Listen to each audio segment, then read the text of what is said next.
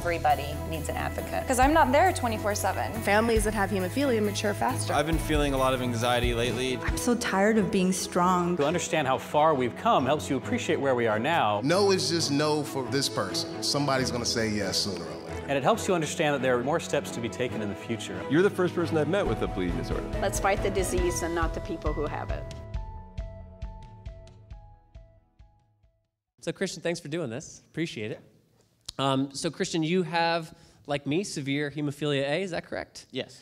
And did you have a family history of hemophilia? Are you the first in the family? What's been your family's experience with bleeding disorders? We have had a family history. I don't know how far it goes back, but it's in the family. Gotcha, okay. And growing up, what were you made aware of? Were you told, like, oh yeah, your uncles or your grandfather, or what did you know growing up with hemophilia? I know my mom's dad had it, my cousin has it, it just, you know. And were you connected to other family members with it growing up? Yeah, yeah. What was that experience like? Was that helpful? Did that make it seem more normal, or? I think so. You know, gave me a resource. If I had any questions, I could ask them. Yeah. And what did you find kind of growing up with other people who had hemophilia? What was most helpful, or was there a particular question or a challenge where having other family members who understood was particularly helpful for you? Having someone that understood, like just the family being able to understand what you're going through, I think that was helpful. Just like kind of in general, having an environment of people who understand? Yeah. And you had another environment like that too from the age of, was it 7? Since you're 22 now, is that right? Yes. And since 7, you've been involved in camp? Yes. Do you remember your first summer at camp? Or let me ask you this: what's your first memory from camp? I remember. You can always ask camp people, when you ask people who go to camp a question about camp, I do the same thing. Your eyes immediately start twinkling, and it's like, you just go to a happy place before you've even like had the full thought in your head. And I get that, and it says a lot about camp. But what's that memory? Absolutely. I don't remember what year it was, but I mean there was plenty of wonderful experiences, and I don't remember what year this was, but I faintly remember one year there was a hot air balloon. Okay. We all got to take a ride in, and it was a surprise to a lot of us. So that's cool. It was just awesome, just having it be a surprise and everything. Another good one was the ropes course, the flying squirrel. That was a good memory. When I first saw that, that was pretty like, whoa. Sure. Yeah. And did you get up there the first time, or did you have to build up to that? I think I had to build up to it, but I do remember going up with one of the counselors because I was like, I can't do this by myself. Yeah, yeah. Did you find, another thing though with camp is I found, the experience of hemophilia is different for everybody. I didn't have other people other than my younger brother. I didn't have others in my family with hemophilia, so I didn't have that familial connection that you did, but through camp, I saw all the different ways that hemophilia articulated in people. Did you find that at all, or did you have that experience more with your family, or did that come through camp, or? I definitely think that camp gave me more, it was an eye-opener, seeing everybody, because I think in your head you're in such a small circle that you don't think, wow, this is a really rare disease, nobody has this except me, and maybe my family. But then you go to camp and you're like, oh man, all these people have the same thing or similar things to what I have to deal with. So it's definitely an eye-opener. Yeah, it helps you feel less alone in the world, for sure. So I'm so intrigued by what you do for a living because you are a meat cutter. Meat cutter sounds like a job that involves knives.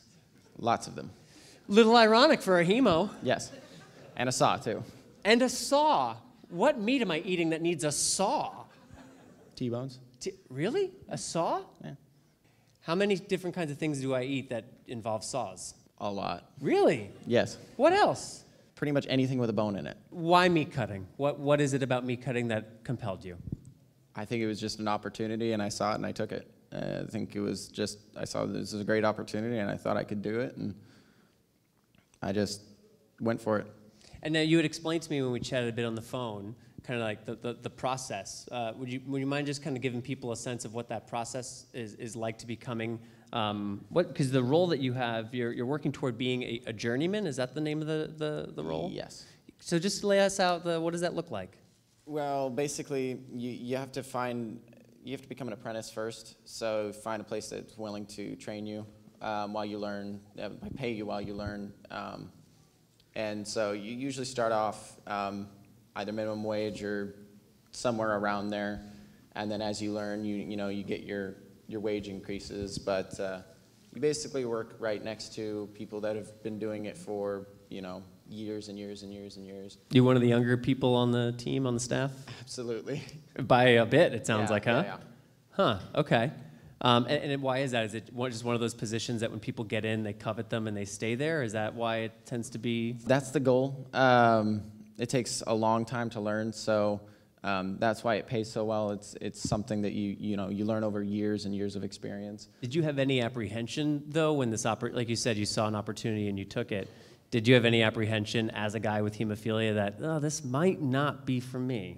A little bit. I think it was, not so much being afraid of what I could do, it's being afraid of what other people might think. I didn't know, should I tell my manager or whoever that I have hemophilia, because what are they going to think? Are they going to still let me do it?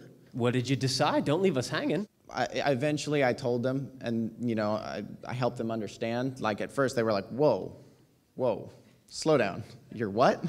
But I helped them understand, and so they ended up being okay with it. And good. Now, did you wait until you had gotten the job until you talked with them about it?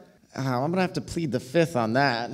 Oh, I mean, that's you have every right to. I think there were some people that knew I had it when I got the job, and then, there were some people that didn't. I think my manager had an idea, but I don't think I'd ever told them exactly what it was that I had. But then you took the initiative at some stage that you felt it was appropriate to just tell them and kind of educate them. Yeah. I mean, I think that you handled that really well. It's one of these gray areas of when you're pursuing a job, when do you tell your employer, when the HR department, insurance, being worried about getting kicked off.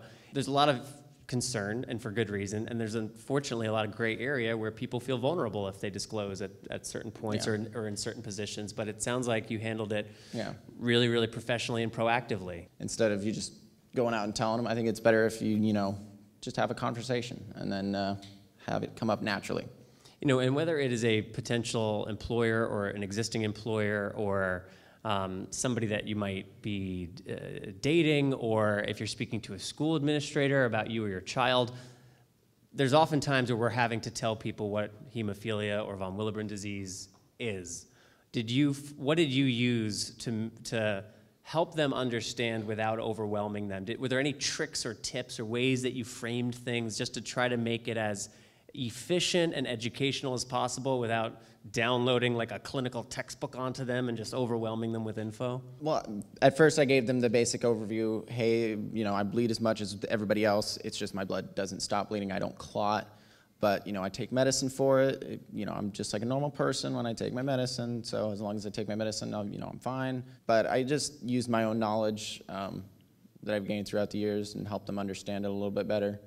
And now, how long have you been there? It'll be going on 4 years, a little bit past 4 years now. Oh, wow, that's a good bit of time. Congrats, that's solid, that's really solid. And you're doing some good work. You're representing hemophiliacs really well. You're proactive, you explain it well, you're obviously a solid employee. Nice job, thanks for repping us really well. You also have, a sibling who's also affected. Yeah. I'm curious to know, from the perspective of a brother, and it's a younger sibling. Yes. So from the perspective of an older brother, which I can appreciate, how has that come into shape your identity as someone with hemophilia, having a younger brother who's got it too? I think it's made me think about how to teach other people the best practices, maybe prophylaxis or whatever, whatever your treatment regimen is on. It's just helping people learn better. I think that's, having someone that I can, do that with. Is there a particular story or particular subject where you had to be particularly active in helping your brother learn or understand something? I can't think of one off the top of my head, but I'm sure there has been. It probably comes up like all the time. Every day, The answer's every day, Patrick. Yeah. That happens constantly. You had mentioned that a few years ago you broke your leg. Yes. And that was kind of a difficult period. I was wondering if you could take us through what that was the first time that you had any kind of big major complication related to hemophilia. Is that accurate? Mostly, yeah. Mostly. That was definitely the biggest. You know, I definitely had a few bumps and bruises when I was a kid, but when I broke my leg, that was pretty bad. I was off of it for 3 months, couldn't put any weight on it. There was definitely a lot of medication I was going through to keep, you know, it from bleeding. But it was definitely hard not being able to work. I imagine it's hard financially, not being able to work, emotionally, Yeah. being kind of down and out, psychologically. Like, I imagine it's just kind of like hard to be laid up for that amount of time. And at what, you were 19? I think so. Something it like was that? 17 or 18 or 19, yeah. Like, that's a tricky, like, that's such a time of things changing. Like, that's not really a time to be laid out for a few months. And you had mentioned as well, overcompensating with the other leg started leading to problems in the other leg, which I feel like a lot of us can probably identify with in this room. You start overcompensating and, oh, now I got 2 problems. Yeah, now my left knee is a target joint because I was hopping around my left knee for 3 months. So is there anything that you've taken from that experience that should you need a surgery of some kind, or if you break a leg and have to deal with the rehab from that, is there anything that you'll take from that experience into a future one? Be very nice to your joints, I guess, because, you know, my knee's still, you know, it's a target joint. I get bleeds in it a lot. Yeah. And it's important to be aware of that at, you know, I'm 32, 22, at 12. You know, these are the joints. Yeah. Unless you're getting a replacement, which many of us will over time, but like these are the joints we get. Yeah. So we have to treat them well. And I am now in my early move into mid-30s starting to see where some of the wear and tear of my life is catching up. Like, you know, been on the earth enough time that it's starting to show itself. And it's a good reminder to, like, just take care of yourself. Take care of yourself. Yeah. You are not only a meat cutter, which I find fascinating, but you are training to be a financial coach. Yes. How did that come into your life? Just like the meat cutting, I saw an opportunity. I wanted to take it. I wanted to pursue it. It was a better opportunity, I think, you know, in the long run, in my eyes. And I'm, you know, excited to do it. And what attracted you to the opportunity? Because I'm sure there's plenty of opportunities that, you know, have crossed your plate, but something about financial coaching and finance, economics, what attracted you to that? I think particularly being able to help people through those financial problems. I think that's what the biggest draw for me was.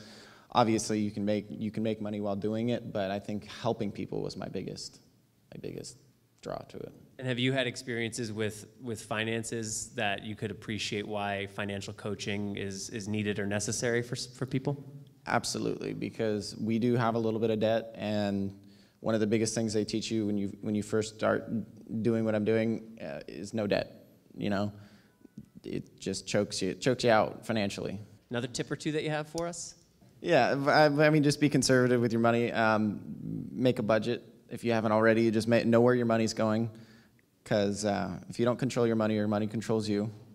Oh, I like that. That's good.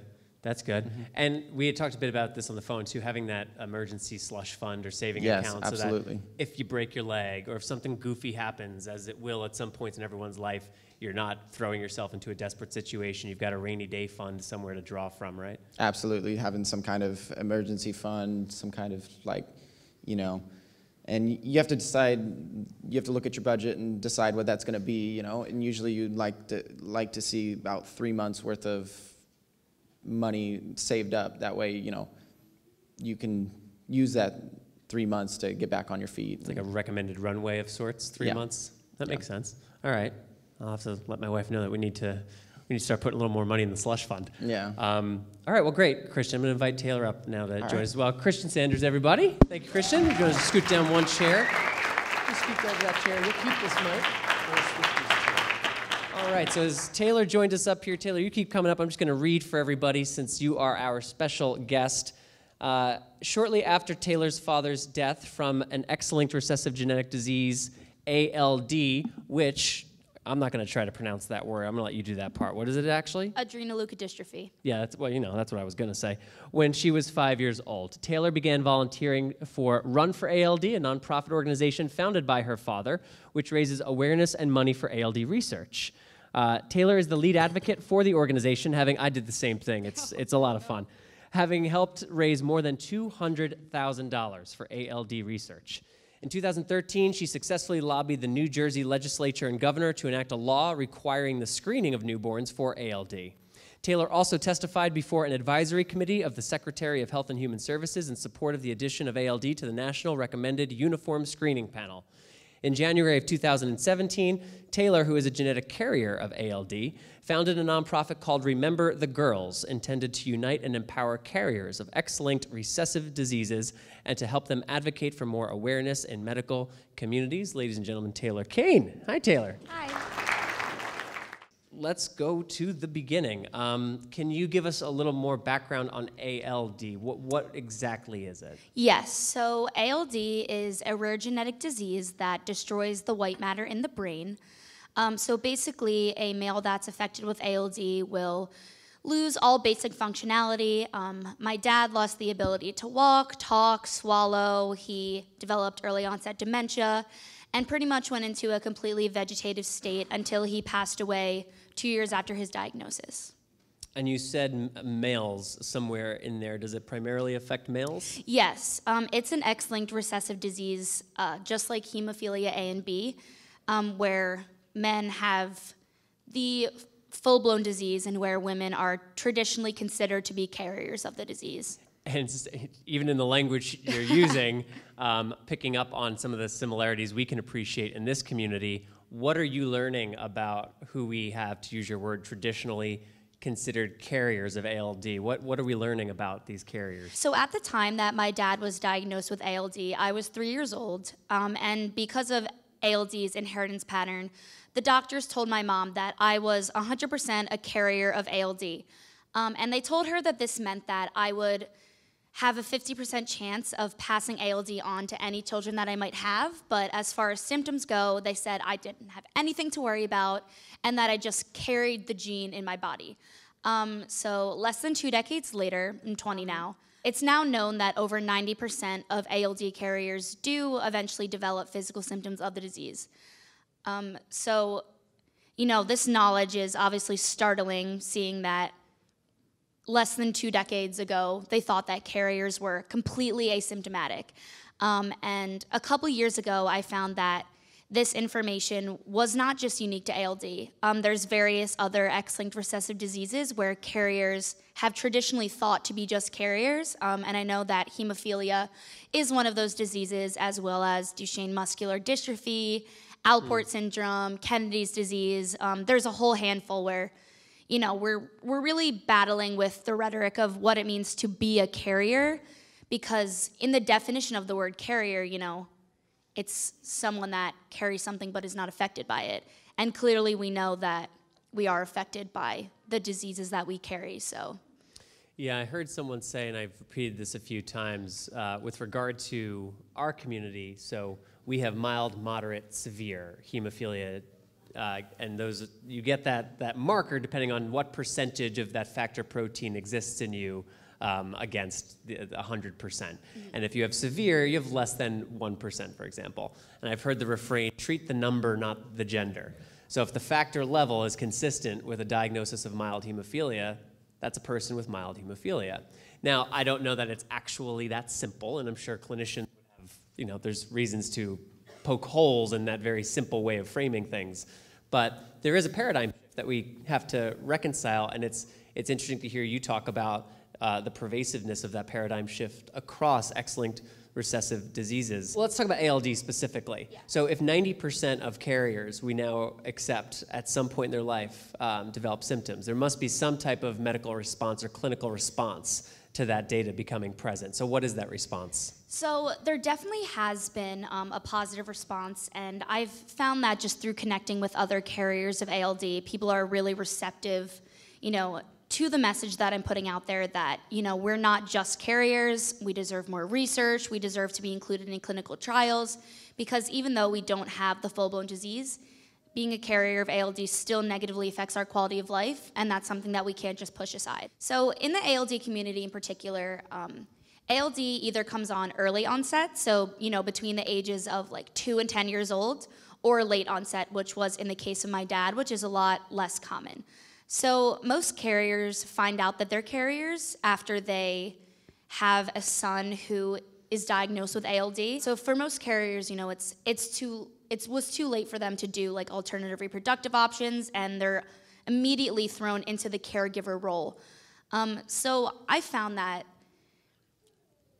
older women carriers or women in the caregiver role are, I guess, slightly less receptive of my message, just because they look at their son who's suffering from ALD, and clearly, you know, for the boys and the men, it is a lot more severe than it is for women. So I have experienced a little pushback to my message, saying like, how could, you know, we take away our focus from the boys with ALD and, you know, things of that nature. But I've always believed that you can always find someone who's worse off than you. You can always find a problem that is worse than yours, but I don't think that that means, you know, we should just completely push carriers to the side. I think we just should generate even more energy and, you know, give a lot of attention to the boys and give attention to the girls as well. And, you know, I think a lot of it just goes back to gender bias in the medical system in general. You brought up how there are women who are considered to have like mild and moderate hemophilia, but I know that it is harder for women to get diagnosed with that than it is for men. As women, we face more difficulties when it comes to things like this than men do. And I've always just been really passionate about that issue, so I really wanted to, you know, get more involved, tackle that head on, and that's really why I started my nonprofit called Remember the Girls. It's like I have like 9 follow-ups. Sorry, that was long. No, that was great. That's why like it's just really interesting. And there's a lot of what you say that is just so appropriate, and it resonates and it tethers to conversations in this community. So there's an interesting timeliness to what's happening in, I guess, across X-linked recessive diseases, as we're talking about. The pushback that you get, though, does it tend to come from, you had mentioned older women, I think, in the beginning. Is that who you tend to find it from the most, or where is the pushback to your message? And would you mind for me, and like, what is your message in a single sentence? Okay. I guess basically the mission of Remember the Girls is to, 1, unite carriers of different X-linked recessive diseases, 2, to just raise more awareness and get the medical community to acknowledge that we are not just carriers and that we do experience symptoms, we are affected by this disease.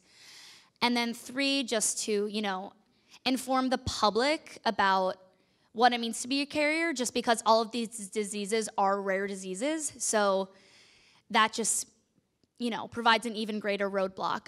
But in the ALD community in specific, I started out more with, you know, ALD advocacy and carrier advocacy before I brought in my message, but most of my pushback was from older women carriers saying we can't even compare what we go through to what the boys go through. And obviously that's true. We can't compare it, and we shouldn't be comparing it. Doesn't sound like that's what you're asking we definitely for. shouldn't be comparing it.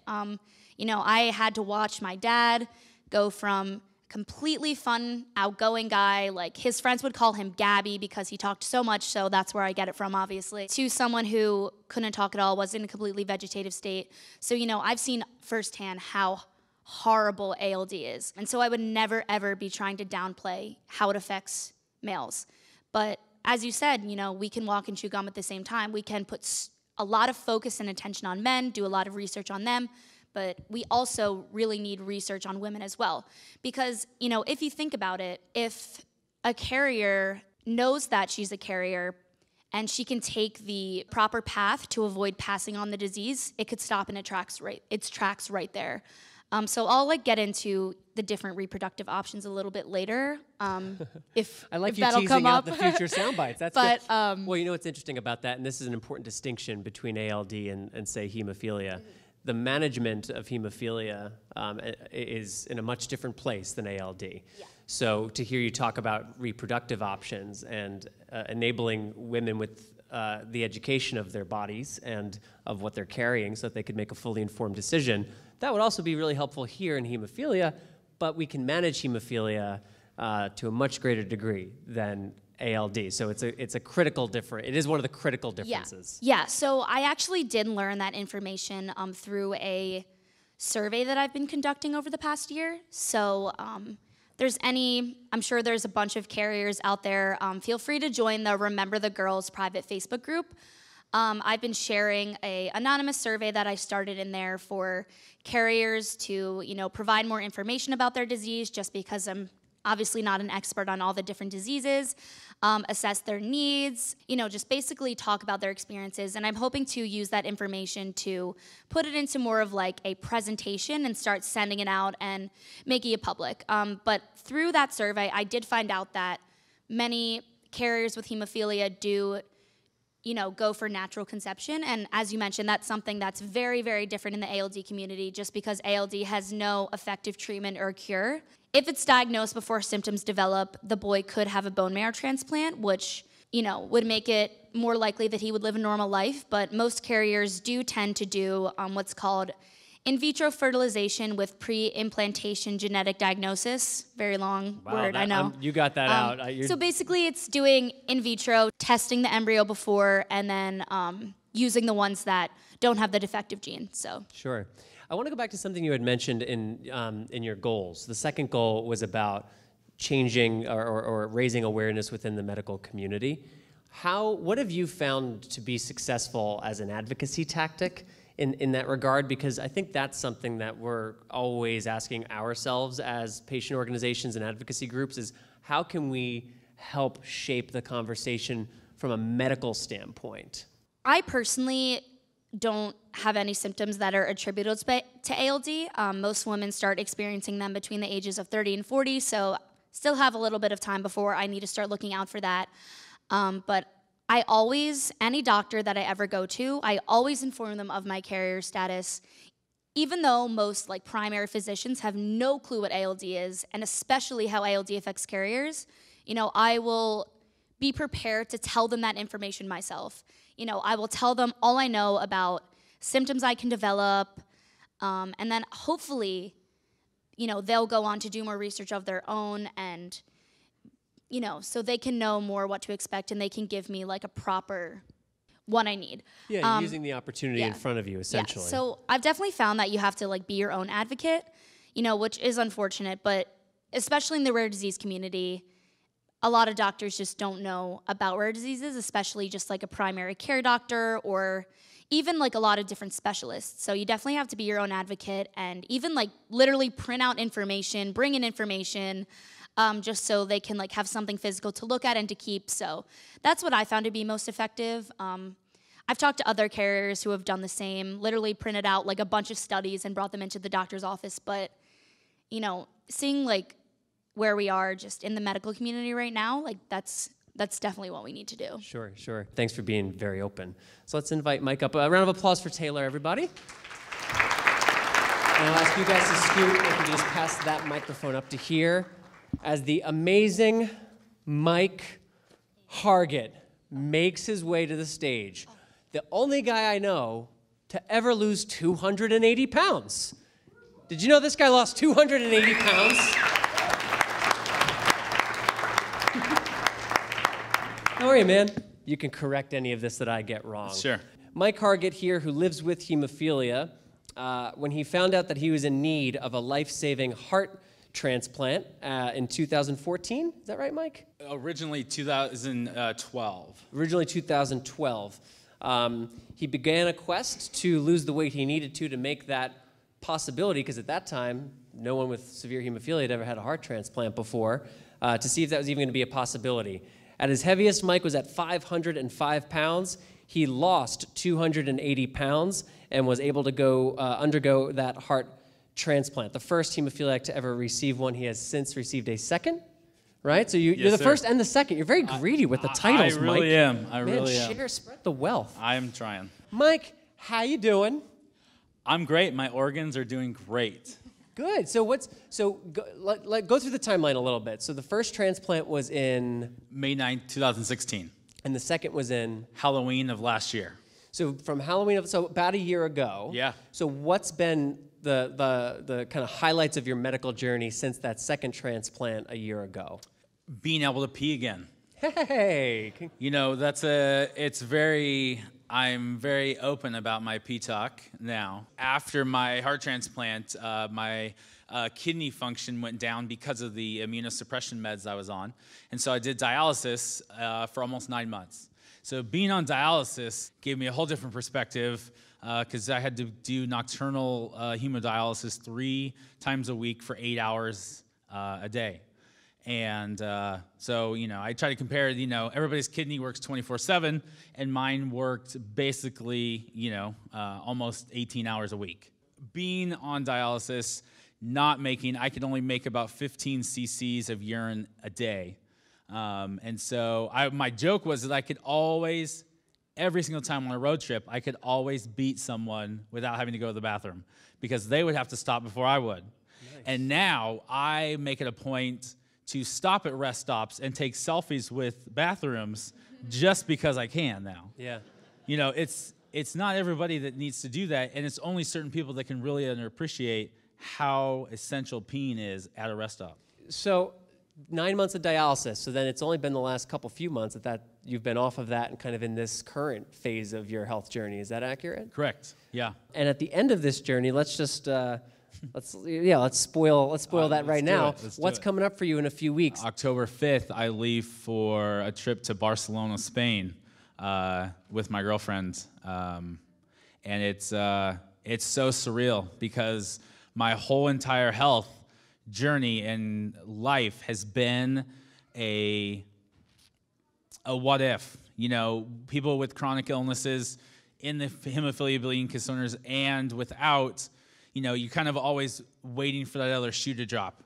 You're waiting, you don't want to get too excited about something because something else is going to happen to prevent you. So I'm not a glass half empty, but I'm a realist. And so I don't want to get too stoked about something because I know something that could happen. But from everything that I've gone through my entire life to this point, I've turned my whole entire life around. And to be able to get on a plane and go to Barcelona for 8 days, which is the maximum number that I could get my doctors to agree to. Otherwise, I'd be there for like 6 months. But to be able to get on a plane and go is truly, it's living my aspirations, because I've wanted to do this since culinary school, because my forte is Spanish cuisine. So like Christian, I also play with knives for a living. To be able to get on that plane, go do the things I want to do, and to take every step in my own shoes to honor my donors is truly the whole enchilada, no pun intended, to the circle of life. And that's where being as a hemophiliac and as a transplant, that I get to continue out my aspirations and live out my donors' aspirations as well. I think you also remind people like me who look at their license and it's just a little check mark if you want to be an organ donor, like that little decision has such the ripple effect. Oh, if you click yes, what that means. Because correct me if I'm wrong, I believe one, if not both of your donors were anonymous, or that was how that came to be, or is that? My heart donor was a deceased donor. Deceased donor. And my kidney donor, you need a flow chart. Are you ready for this? So it's my sister-in-law's step-sister-in-law. Someone's got to write it down. Sister-in-law's step-sister. I don't really know how you're related, but that person gave you an organ? She did. Okay, And cool. now I have 3 kidneys, which most people don't know, that you actually get a third one. They don't take out your first 2. I did not know that. Right. So I can't give one to you, but I have an extra one just in case. Why are you storing all of them? Why can't you give me one? You have all of the kidneys. I do. I'm storing them. Yeah. I'm storing them. Wow. Yes. All right. Travel tips. What have you learned from preparing for this trip to Barcelona as a person with hemophilia, as somebody living with transplants, as someone who's about to travel internationally? What did you learn in this process that might be useful for other families living with a bleeding disorder or with any kind of medical condition that might need extra attention when traveling? Have a great relationship with your doctors. Get, I take a lot of prednisone. Because I'm a transplant recipient, so it's an anti-rejection med. So I get into like these prednisone negotiations, I call them, with my doctors. And I do end up winning at the end of the day because they can't back down after I've taken my prednisone. So basically, the key is to know the country you're going to very well. Like, I know exactly, in correlation to where my hotel is at in Barcelona, where the transplant center is and where the treatment center is. Just God forbid, if something were to happen, it's just a thing that most people, when they go out of state or out of the country, don't even have to know about. But being in the hemophilia community and being a transplant, you have to know these things in advance. And to be able to contact, I had to contact the consulate of Spain to get permission to bring in my factor and my transplant meds, because those aren't accepted as the routine medications unless they're administered in Spain. So everything I have to get the actual original scripts for. I have to make sure that I have the emergency letter from my treatment center. I have to make sure that every label matches up with every prescription. So customs, I know I should probably go. You should probably spend, if you want to go on vacation, you need to go 9 days. If you want to go 8 days, because you're going to spend a day just going through customs just to try to get into the country. Yeah. But once you're there, it's going to be great. Right. But I'm just going to try to sweet talk them and use my prednisone negotiation skills at customs, and maybe bribe them with a little bit of food or cook or do something where I can get through that. You're a very strategic guy, Mike. That's I what am. I appreciate try. about I you. really am. And speaking about that, I don't want to take the beginning of your story Sure. for granted just because I'm familiar with it. So let's just go back a little bit so that you can give people the context of, you hear, hey, you need a life-saving transplant. To get that, you need to lose a boatload of weight. Yeah. That's intimidating. That's really hard information to hear, and I can only imagine how intimidating it must have been when you were at the very beginning. Correct. So give us some understanding. What were the first couple steps? How did you get started on like what is truly a remarkable and kind of unbelievable journey?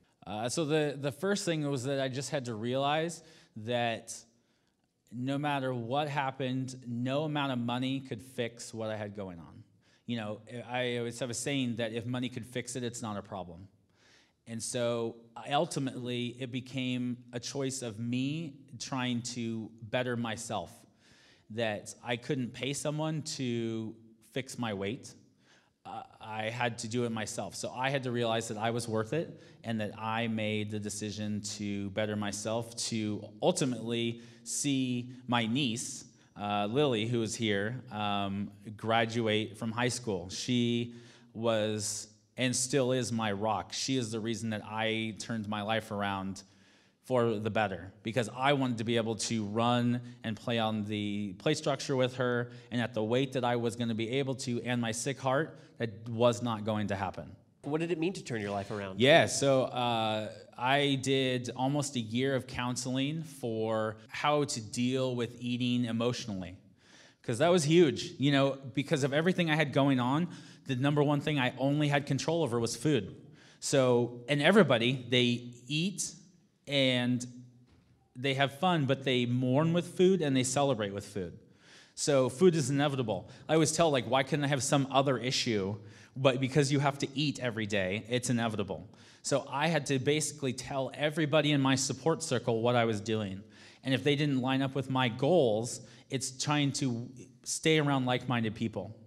So I basically went to a year's worth of counseling for emotional eating to find out the root of that problem. And since then, I haven't emotionally ate, and that helped me curb and figure out the triggers of how and why I was doing that. Then I started to do Weight Watchers, and that helped. And basically, you know, I tried every single diet that was out there. You know, you name it, I did it. I mean, the cayenne, water, honey, all that weird stuff, I did it all. Yeah. So to be able to find out what works for me, started Weight Watchers, started doing water aerobics, non-weight bearing things, and moving slowly and setting small obtainable goals, because I feel like when people do try to do big things, huge things, that they try to have a goal in mind, but then they set themselves up to fail because it's so big of a goal that they can't obtain it. Mm-hmm. And then the great thing is, you know, like the reset button from the Office Depot commercials, that is how I think about food. Every single option is a reset button. Oh, you know, I did horrible, so I'm going to start the next week. No, start the next snack, start the next meal. So it was all about simple little mind changes and small goals leading up to huge success. And then in 2013, I had the gastric sleeve. And the gastric sleeve is a weight loss surgery. But most people just think of it, as a surgery to help you lose weight, but it's a tool. Because I could have just drank milkshakes all day, Sure. And as great as that sounds, Yeah, I'm just saying that it's still a tool that I needed to use to be able to maintain the lifestyle. Yeah. And using the sleeve as well as my knowledge of cooking and using the heart-healthy options that being classically trained, I started to see success. And I feel like everybody gets this, that once you start that fire inside you and you start to see the success, that the scale is great, but I'm all about those non-scale victories. Being able to not wear a seatbelt extension in an airplane. That is a non-scale victory that I will tell anybody. And the fact that I don't have to ask a flight attendant for one of those. Or the fact that I can scoot my seat up to my steering wheel in my car. That's a non-scale victory. But your attitude is incredible. And your attitude from when I first was aware of you online and you were building attention and awareness around your operations, and I think there were some fundraising elements to it. Yeah. And your attitude, man, is what shined through while you're in the hospital bed, frankly looking just like, wow, what's going on with this guy? This is a lot. But your attitude in the way that you write, in the way that you speak, in the way that you talk about it now, where else does that come from? That comes from a lot of having to do with just me not wanting to roll over. That no matter what happens, yes, everything that I've gone through, it's been crazy, and I can't believe that I'm still here persevering. But the fact that I still am, and I've come through all this, that my attitude is everything. Life isn't always great to you, and you have to make the best out of it. So you can either choose to take that initial reaction of whatever it is, illness, diagnosis, you just got fired, whatever it is. Yes, you can be upset, but it defines you about how fast you can get back up and go. And that's where having a great support network and being around like-minded people has me pushing to better myself and continue to thrive to help others in the same situation that don't think that they can even just improve a simple quality of life thing that can give their outlook or view just to change to whatever that if they think is a problem, that really isn't a problem if they really think about it, if that makes sense. Yeah, you make changes that improve your outlook, and then your improved outlook is able to help you sort what else, and it becomes a very positive feeder system. You, in addition to everything we've talked about, you also went through a process of clearing hepatitis C. I did. So you have that experience in your rearview mirror as well. Mm-hmm. But you've just had a lot of different experiences with unique health circumstances and having to navigate our system as it's been changing too over the last 10, 12 years. So can you give us just a little bit of what you've learned from navigating Medicare specifically in the healthcare system with regard to hemophilia and HCV and organ transplant and all of this stuff? Man, that's a crazy question. Yeah, just in like 15 seconds. Yeah, right. Just go. Yes, sum that totally. up real quick. You can't rely on other people. You have to be your own best advocate. And if you don't know the answer, that you best know that I'm going to find it out, because I want to know to not only help myself, but to help others and to find other people who can help you break down barriers, and the people who do want to help to fight for those people in your corner, and then use that army to help you acquire whatever goals or the different barricades that you come up against in the insurance. A lot is unknown in insurance, and to be able to have those few people that you can go to is fantastic. But even with regards to my Harvoni treatment, my cardiologist, because it wasn't under the formulary for Medicare to pay, my cardiologist went down and rallied in Salem to be able to get that covered. So it's finding the people who can fight for you to make that, because that got the whole ball rolling, because nobody in the entire country or world would look at me for transplant until I had the hepatitis C under control. So that was to have people that can advocate for you, and finding people, because I feel like that I'm a pretty good advocate, but because I don't have those little letters after my name, that I can't do as much as I want to do, because even though I can talk all the jargon and lingo and all that stuff, but to be able to throw out those insurance codes and to do all this stuff to be able to make it work for me, that's where having a network of people that you can go to is a huge victory for anybody. Yeah, so it's being your own best advocate, but then secondarily knowing what your support network looks like, so that as you're on the journey, because as you said, with insurance, so you often don't know what you're getting yourself into until you're into it. Right, and then you're in this like wormhole. Yeah. But if you know who your network is, Carrie Atkinson, who's from Iowa, actually, Madonna was just talking, I think, about Iowa earlier. It was at that very meeting in Iowa where Carrie, at Empowering Through, when I asked her, like, what does community mean to you? She said something to the effect of, it's knowing who to call when an emergency strikes. Right. It's knowing who your people are, so that when there is an issue, you're not then also scrambling for support. You have support, and now you're reaching out to that support. I want to talk a little about mental, emotional, and psychological health. We've touched on it a bit, but there is not, hemophilia, von Willebrand disease, bleeding disorders, not just a physical disorder. We know that. The experiences, the life experiences, quality of life, these things have come up a few times. You mentioned how counseling, Mike, was what helped you identify the root cause of the emotional eating behavior, which sounds like it was the critical piece to identify for you to start turning things around. Correct. But there is, you'd even mentioned, like, there is a stigma associated with counseling. So can you talk about the benefit of treating your mental, emotional, and psychological health as seriously as other aspects of your health? And then I would just love to hear, Taylor, your perspective on that, and Christian likewise. Yeah, and how I said that stigma, that's real, and it also comes like the masculinity of a male, think of not reaching out for help, not wanting to get involved with a counselor. Oh, I'm weak, I can do this by myself. Like, for me to put myself out there and be like vulnerable, I think that helps me more than anything. I still see a counselor every week at the treatment center, as a matter of fact, on a weekly basis, to act as a sounding board, as a third party who's not involved, that can help me figure out my ways of how to navigate life, relationships, insurance, but to be able to be healthy, there's the two parts. There's the physical and mentally.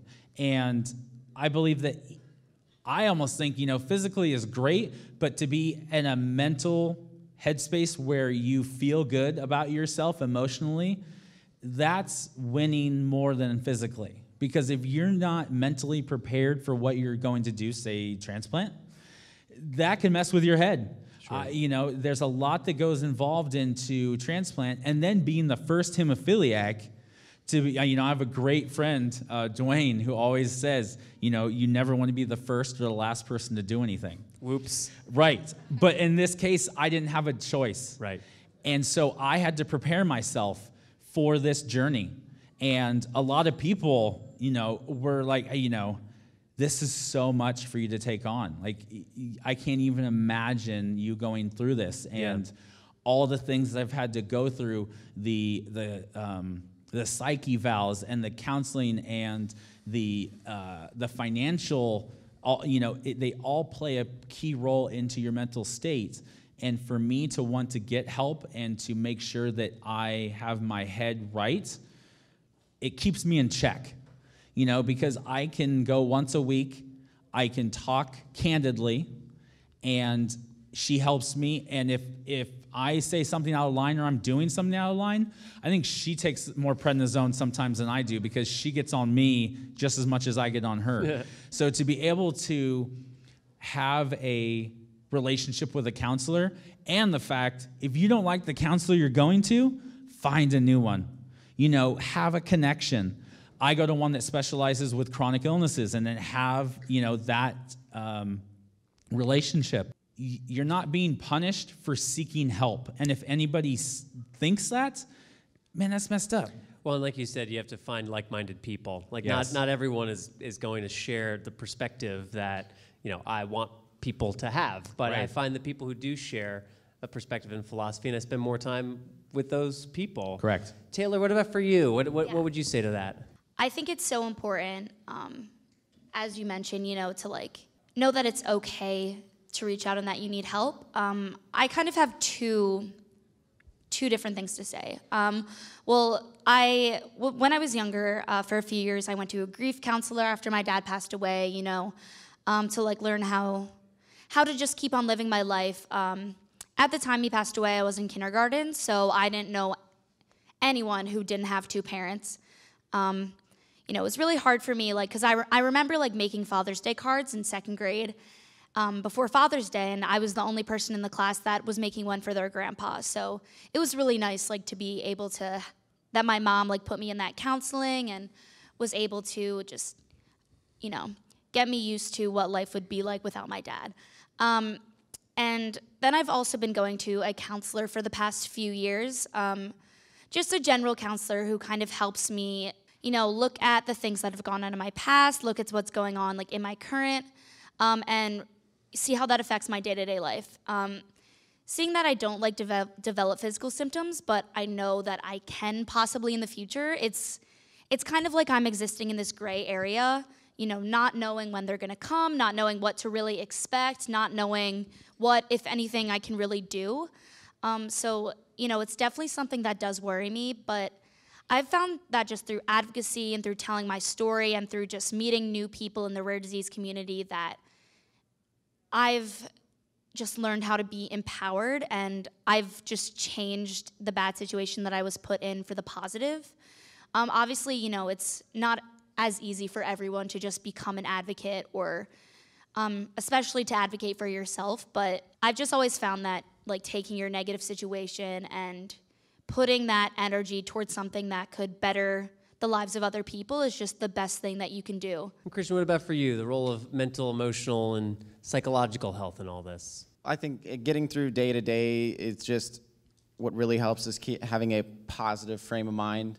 And I know it's easier said than done because, day to day, it's very easy to get down. But also look at all the media you're consuming because, a lot of news nowadays is very, sad. And, just trying to keep a positive frame of mind and listening to music that's not depressing and watching news that's not depressing. Just keeping a positive frame of mind really, really helps with getting through tough times and just, being happy. Well, thank you to all three of you for sharing openly and honestly. My operating theory is that when we as individuals make the choice to share openly and honestly about our challenges in life, it makes it easier for other people facing challenges to feel less alone, to feel like they have a community that they can relate to. So thank you for being leaders in that way today here. To watch video from any of our previous Powering Through sessions, visit poweringthrough.org, or to learn more about National Cornerstone Healthcare Services, NCHS, visit nchswecare.com.